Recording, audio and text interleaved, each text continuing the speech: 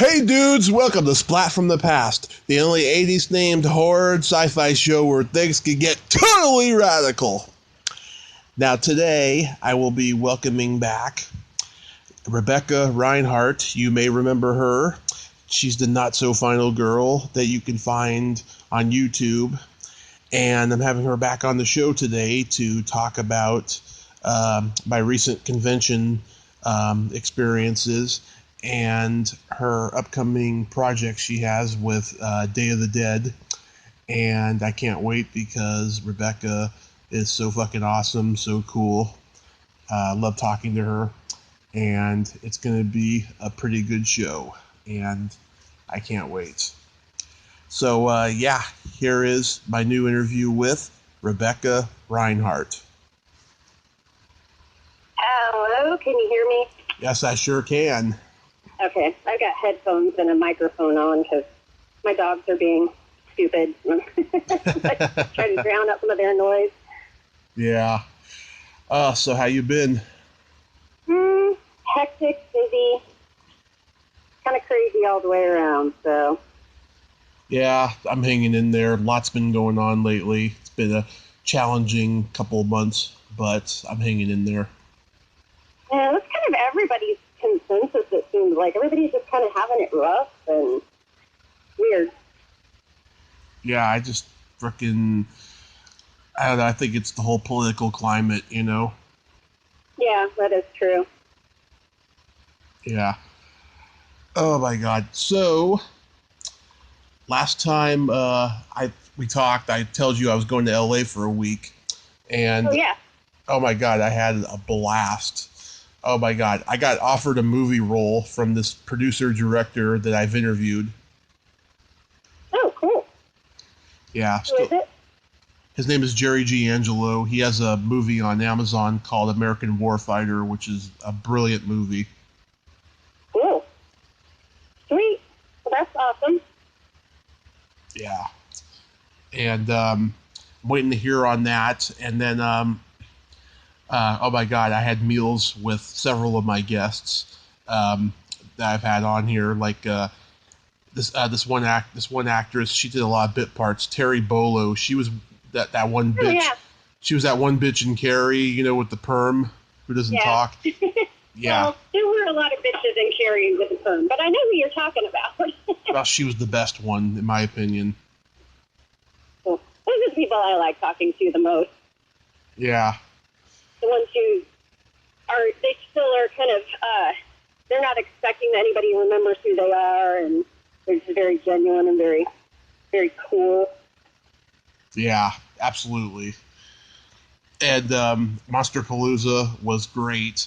Oh my God. So I spent 2 hours and 30 minutes in Pee Wee Herman's line. Oh. He's getting kind of old now, isn't he? Yeah, but he's very youthful looking. Useful. Okay, I thought you said useful at first. I was like, what is that supposed to mean? No, he looks like he did back in the 80s. Ooh. Did he still dye his hair? Yeah. Okay. Yeah, actually, it's his calling card. He's kind of got to do it. He always will. Yeah. Mm-hmm. And yeah, 2 hours and 30 minutes, and I have metal in my leg from my car accident. That was well worth it. Yeah, those lines are never easy. They're a pain in the butt. They're like a pain in the leg, quite literally. Anyway, but it's just like, yeah, like you got to keep your eyes on the prize whenever you're going for that kind of thing. So. Yeah. I bet Chris Sarandon, he's got a reputation for being an asshole, but he was cool to me. Oh. Danielle Harris, she was kind of a twat. Really? Yeah. Yeah. Yeah, I mean, I think we kind of talked about this before, but some of these people, I mean, they just may be having a bad day, you know? Yeah. I haven't heard anything bad about her, but I mean... I have. You picked me on a random day to just talk to me at some random point in time. I might not be so pleasant. Yeah, but I had heard she was like that. She's just a high and by type of person, you know? You run into him. And then I see Dee Wallace there, and she's coming back on later today. She's the first guest ever to seek me out for another one. Oh God, it's Yeah. pretty And that's a good amazing. one to have. Oh yeah, she's great. Hmm. Uh, She's great. I will forgive her for Death House, but she's great. I like Death House actually. Oh, okay. This call is over. I'm kidding. Now, it wasn't the best movie. I'll grant you that, but I think everybody in it was great. Yeah. I won't even get into a discussion about that. I think it was the whole idea of it just got thrown together in a very haphazard way, Of and course it did, and it was hyped as something that it wasn't, and because Gunner just it's okay. because Gunner had just died. Yeah. Yeah, but I hope they make others and they put people in them that we didn't see in that one. Yeah. Let's see, Jason Patrick, he was cool. Um, He's known for being an asshole too, but he was cool. I just Um, watched The Lost Boys last night. I was having some major nostalgia.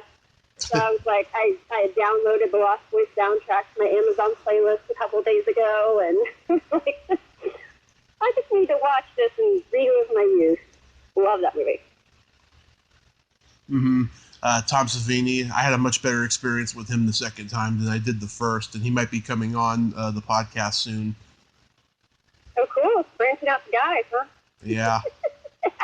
I'm getting a lot more people than I used to, I'll tell you. That's cool. Gotta make the rounds. Yeah. So then I went to Sinister Creature Con in Sacramento last weekend, and let's see, Ashley Lawrence. I met her. She was nice, kind of shady, but nice. Joe Bob Briggs, he was cool. Oh, he's my babe. I love him. Yeah, he was really cool. I did an email interview with him last summer, which he didn't remember, but that was cool. Met Tuesday Night again. She came on the podcast the week before for the third time and shit. I don't even know if she knew who I was when I saw her. If she did, she just didn't have anything to say and stuff. Oh, yeah. Felissa Rose, she was happy to see me. Yeah. Saw Linnea Quigley. Oh my God, fucking! I had a dispute with her manager. So, okay, Linnea and I did a podcast together. It was on a Wednesday. She had to go for a little bit and then call me back after about 10 minutes. And I called her because I didn't know if I had some other interviews that were tentative, right? So I left a voicemail for her, and then the next day she called me and we finished it. And then that Sunday, her manager calls me up saying, "Why are you calling Linnea?" And I told her the situation, but she was being a real fucking twat to me, this manager. She was like being threatening to me and shit, saying, leave my other clients alone. I'm like, I don't even fucking know who you are and who your fucking clients are. I found out later on the website she handles Bill Moseley, Kane Hodder, Michael Berryman, and shit. And I even emailed her and said, hey, can you get me Michael Berryman? And she's like, not at this time, But it was a really weird situation. And I had another situation with another manager, which I won't go into, but I'm just like really hating managers right now. I guess they get paid to do that, though, so. Yeah. Oh, my God. Would you agree, though, that horror podcasters and vloggers get treated like second-class citizens at conventions? I don't think so. I mean, not in my experience. I've only done one so far as, like, quote-unquote media. But I also have done so many of these conventions as a spectator.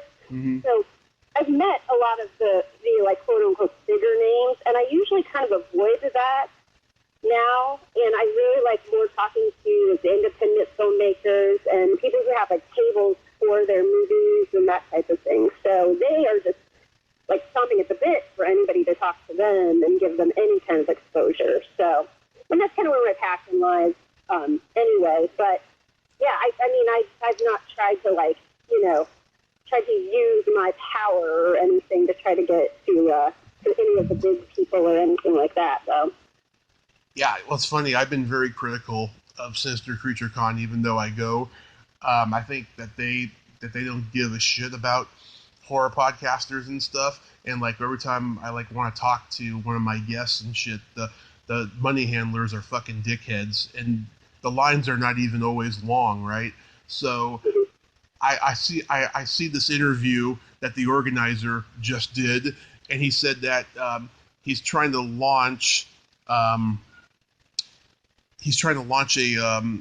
third con, because they do 2 cons a year. He's trying to launch a third one that is a little more friendly to like podcasters and YouTubers and shit, and less emphasis on celebrities and shit. I was like, okay, that's pretty cool. That's not too bad. That's progress, you know. So. Yeah, I mean, I generally don't. I don't try to like wheel my way in with anybody, anyway. But and I mean, next weekend I'll go to Days of the Dead, and it's pretty much the same. I've got some things lined up with people that I already know, and some people who may or may not be there because they're still kind of waiting to see if their movies are going to make it to the. Well, they don't really have a film festival per se there, but they do have showings there.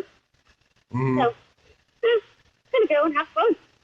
Yeah, I'm going to a horror con in the Bay Area next weekend that's focused on horror hosts, and I got to see a bunch of guests that I've talked to but I haven't met and stuff. I tried to shoot a pilot for my own horror movie show last month, and my fucking producer just fucked me really good. Oh, okay. Yeah. That's never good to hear. Yeah. Fucking, I had a hilarious script. I had great people on board to help me do it, to be part of it, and he just fucking decided to be a douche nozzle about it. Yeah, well, I'm sure that happens every day to just about everybody who works in that business, so. Yeah. Well, he's in the trenches like me, so, you know. Yeah. It's like he doesn't even want to be successful, unfortunately. Well, so thankfully there are at least trenches to be in, you know. It used to be, even in the 80s and even the 90s, I mean, if you wanted to do anything in movies, even the shittiest movies, you had to be in, like, LA or New York, maybe Chicago, and that was it. And so now it's like it's everywhere. So, I mean, we are lucky that we have the ability to be living wherever we live. Now, you live in California, so, you know, it's a little different, but, you know, like, we all can kind of fit in wherever we want at this point in time, so.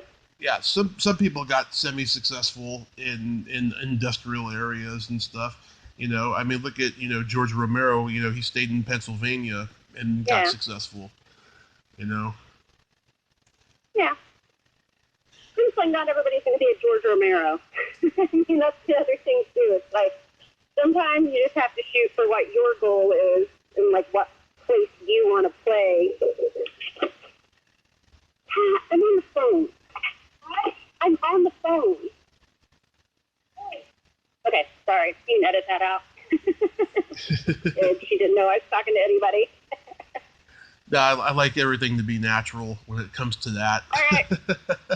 Yeah, I'm just sitting here with my headphones on, and I guess maybe she just thought I was talking to myself. I don't know. So tell me what you were telling me about what you're going to do at Days of the Dead. So I don't have a lot of set plans. So this is only the second con where I'm getting in to be as like media or press. I actually have quite a few friends who are coming from different places. So people I've met in different horror groups. And you know, that'll be fun. And then my co-host for my new channel segment, something, we're still working on formulating that. He's going to be there too, so we are going to try to do some live streaming and try to get in and talk to some people. I do know I'm going to be talking to the guys behind High on the Hog. I think we decided Friday evening, and a couple other people that I've met at different cons that I know are going to be there. So I'm kind of want to go either is to, shoot a lot of videos, do a lot of live streaming. So we're just still kind of feeling things out right now for whatever we're trying to do. Mm-hmm. Who do you plan on interviewing? I'm not really sure. I mean, like I said, honestly, I'm trying to think. There were a couple people that I probably want to see. I know Sherilyn Fenn from Twin Peaks is going to be there. I just met her. And I was a huge, like, when I spent my freshman year in, like, plaid skirts and saddle Oxfords because of her, so I would like to talk to her, but I'm not going to go out of my way to do it. A lot of the people at this convention, and I've noticed a lot of the bigger ones lately, like the quote-unquote, like, celebs, they're really getting away from horror. I mean, they're branching out just a little too much. I mean, just I think she just canceled it. Like Pamela Anderson was like one of the top ones here, and I'm like, okay, yeah, whatever, And I don't really like I said, I think I've met just about every big name that I would want to meet, and so that's just not where I'm. I'm going more from the bottom up. So we'll see who all shows up there, and probably just try to make some friends and find some cool movies and find some things to promote for other people. Yeah, I met Sherilyn Fenn last weekend too, and she was cool. She was really cool. I wanted to be Audrey Horne so bad.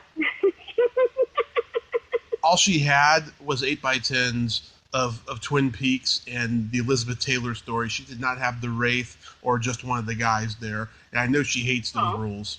Yeah. Aww. She had this look of dread on her face when I brought those up. Aw. Yeah, well, I mean, she's at a horror convention. But the Wraith, though, I mean, that would fall into it, I would think. But yeah. Yeah. Yeah, I mean, I want to go to a Day of the Dead eventually. Oh my God, they just started one in Vegas. I would love to go to that one. Yeah, that was a few weeks ago. I would have liked to have gone to that one. It looked like it was pretty fun, but not really. Like since I have so much around here, I just really feel like I need to travel all that much. It kind of comes to me. Yeah.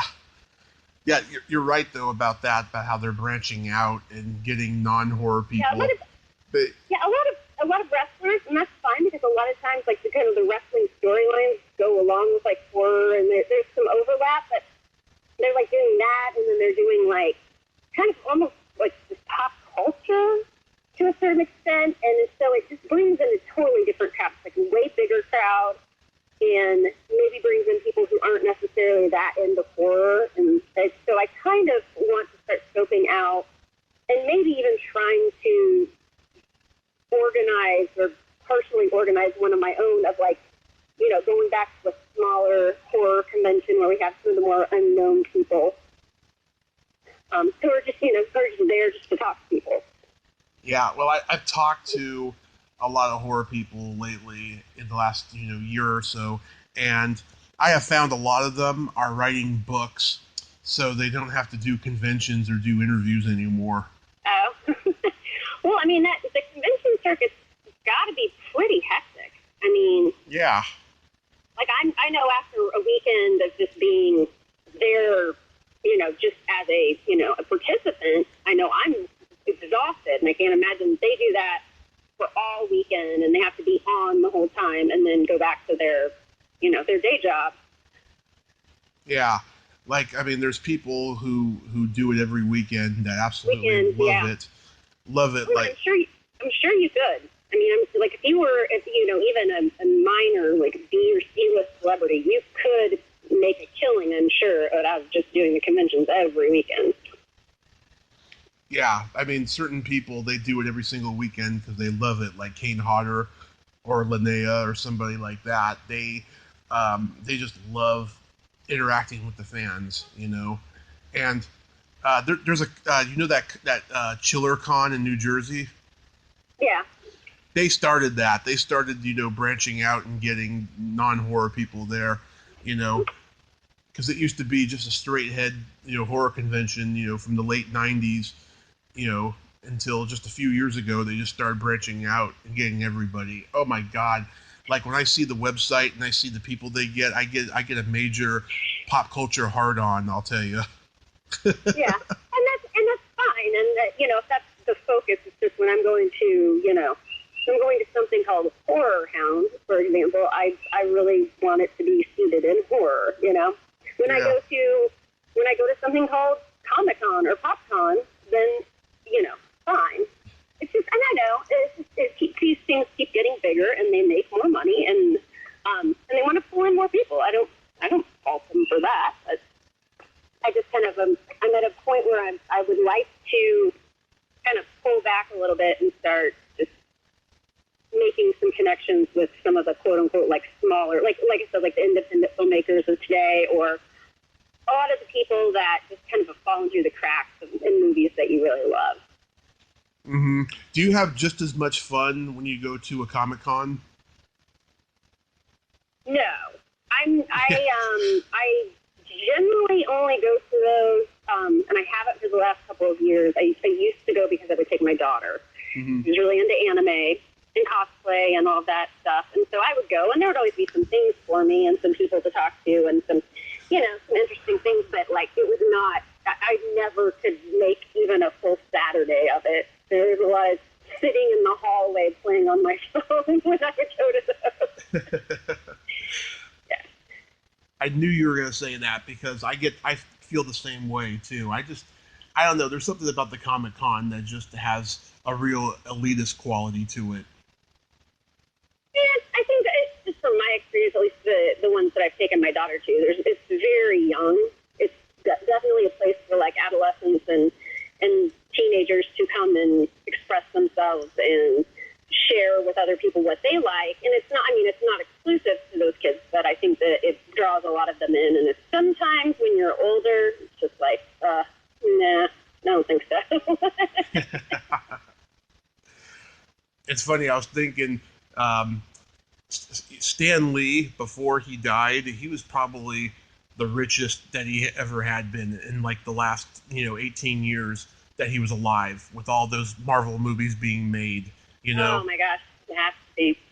He was charging a lot at conventions from what I heard, and I could have met him at a couple of conventions in my area, but I never got to. But he fucking was making money and shit. And I heard that he was always bitter that he didn't become successful till he was 40 and he didn't have time to enjoy it, Yeah.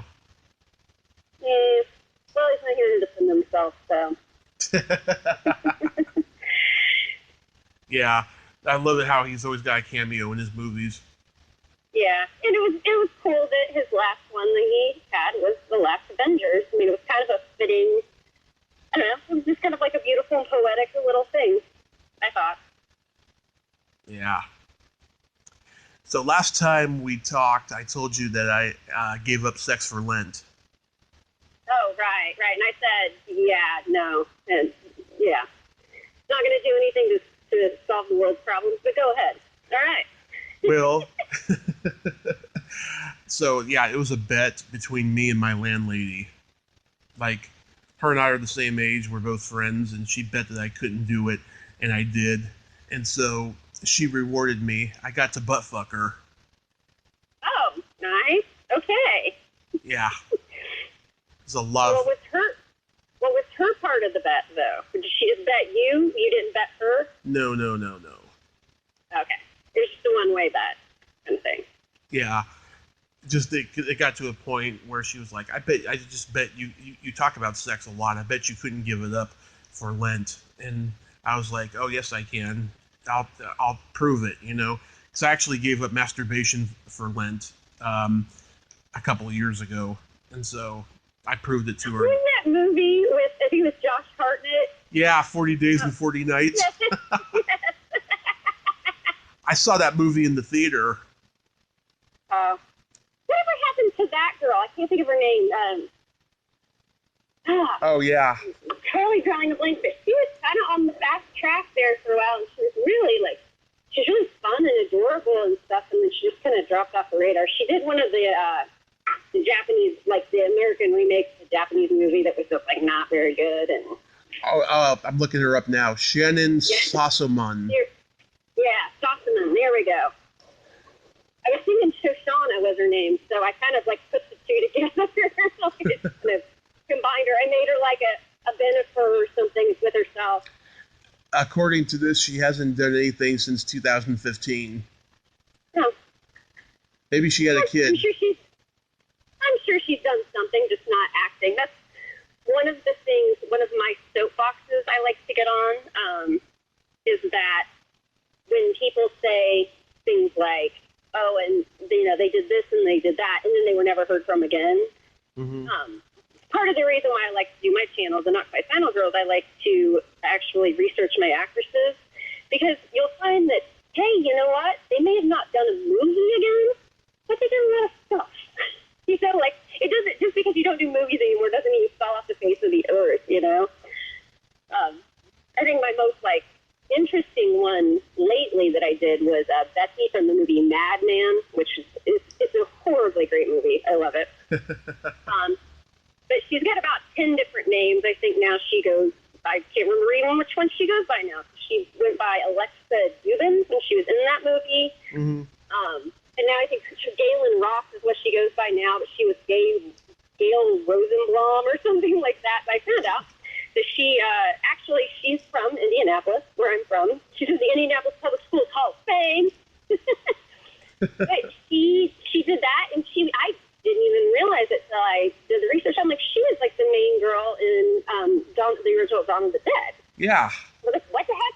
But then she didn't do a whole lot after that as far as acting goes. But she actually is an award-winning, prolific documentarian now. Yes, she is. Yeah.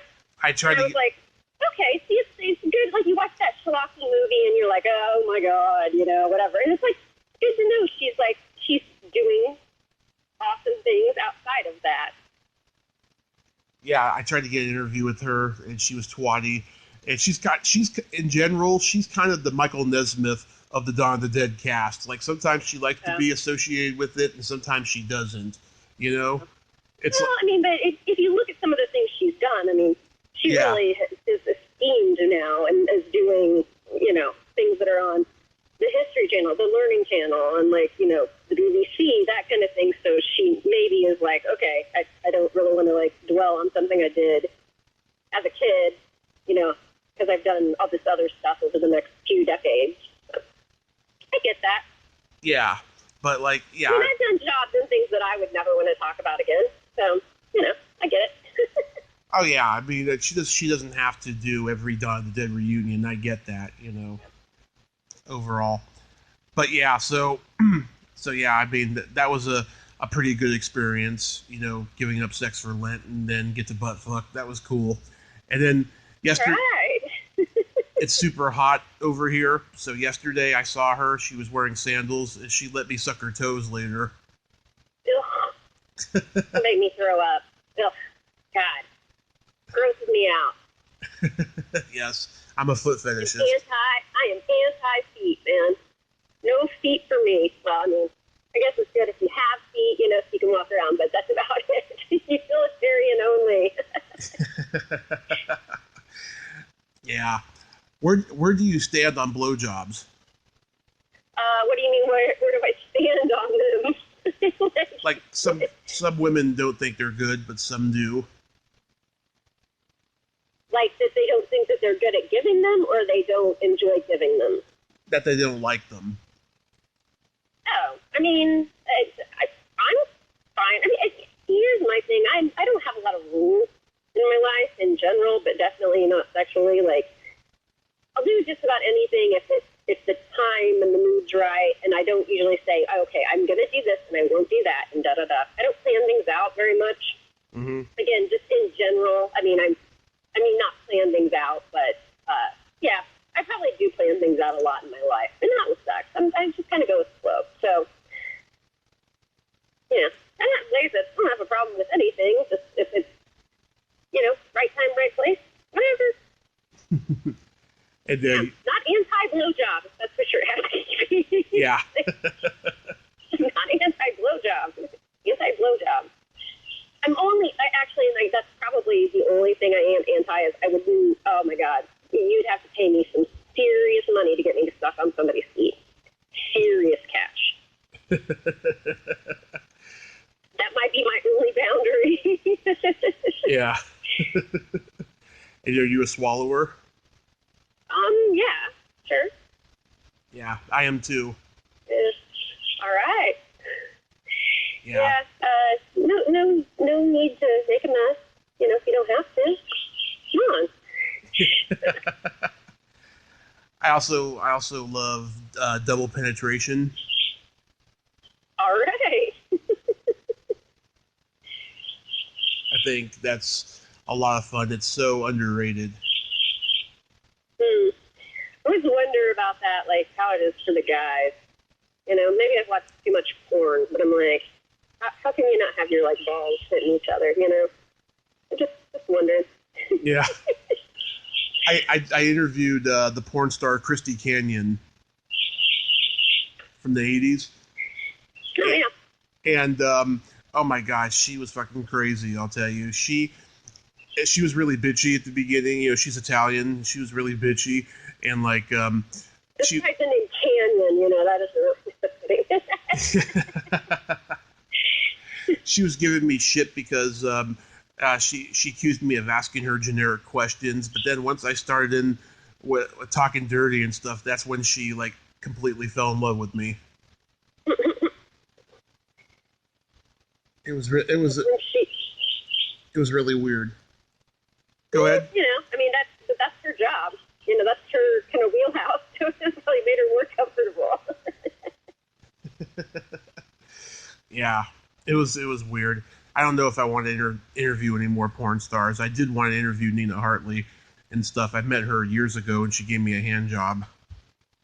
All right. It was a meet and greet. No offense, but I have a feeling there are a lot of guys who probably could say that. So. No. I don't. I think I'm special. I know a lot. She has done that to a lot of people, but I'm just saying. But it's a fond memory for me. Damn it. Yeah, I was 21. I was sexually inexperienced. I take pride in it. Yeah, gotta have some memories, man. Yeah. And let's see. I got rape jokes for you. Okay. All right. Hit me. What do you call a fat girl with a rape whistle?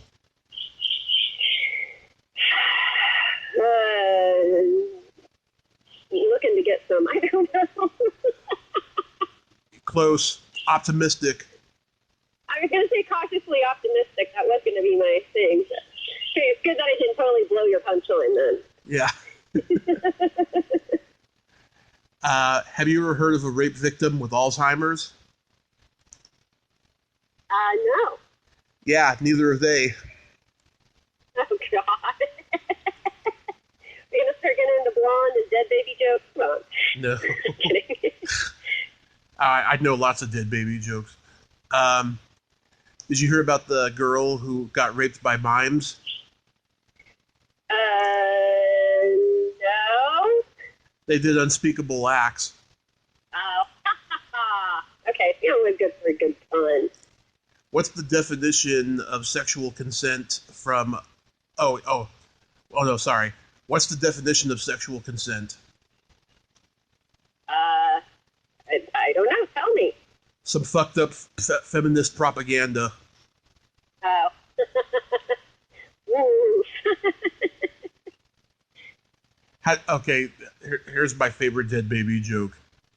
Oh. How do you get a dead baby out of a blender? Oh. I don't know. I don't know. I was too busy jacking off. Okay, I like that one. Went totally somewhere else.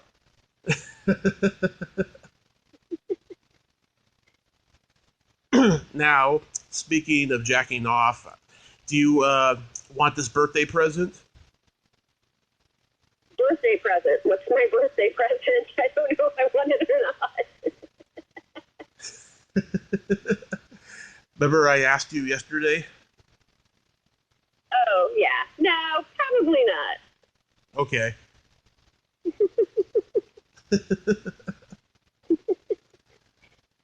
Oh my God, we are total perverts, but that's why we both get along so good. Yeah, I'd say so. Yeah, but we have qualities that make up for it. Oh, well, yeah, I'm not a one-dimensional person, so Yeah. I got lots going on.